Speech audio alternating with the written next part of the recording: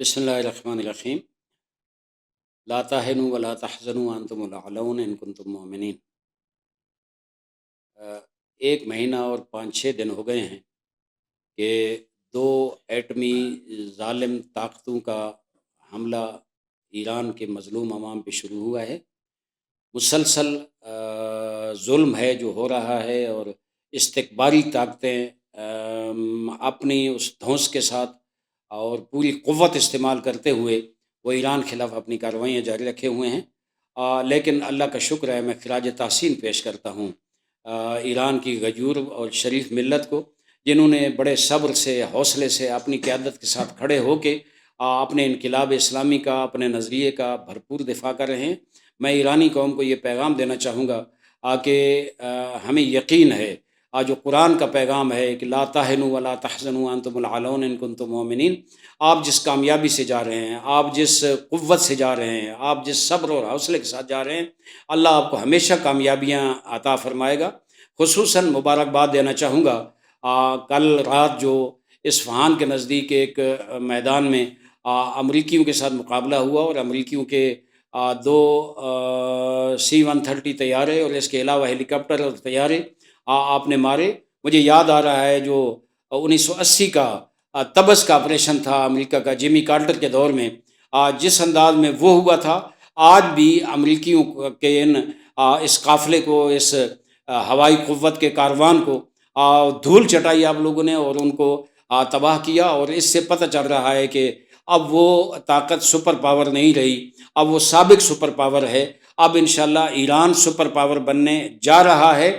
اور وہاں Jamie Carter نے یہ کہا تھا، جب تبس کے صحرا میں 1980 میں انقلاب تازہ تھا، انقلاب کے پاس، جمہوری اسلام کے پاس اس وقت وسائل نہیں تھے، لیکن اللہ کی مدد سے، نصرت الہی سے، جس طرح صحرائے تبس میں ان کے طیاروں کے ٹکڑے بکھرے ہوئے تھے، ان کی لاشیں بکھری ہوئی تھیں، آج اس طرح صحرائے اصفہان میں اسی طرح ان کی لاشیں اور ان کے جہازوں کے ٹکڑے اور ملبہ بکھرا ہوا ہے۔ نصرت اللہ عطا فرماتا ہے۔ ان تنصر اللہ ینصرکم ویثبت اقدامکم۔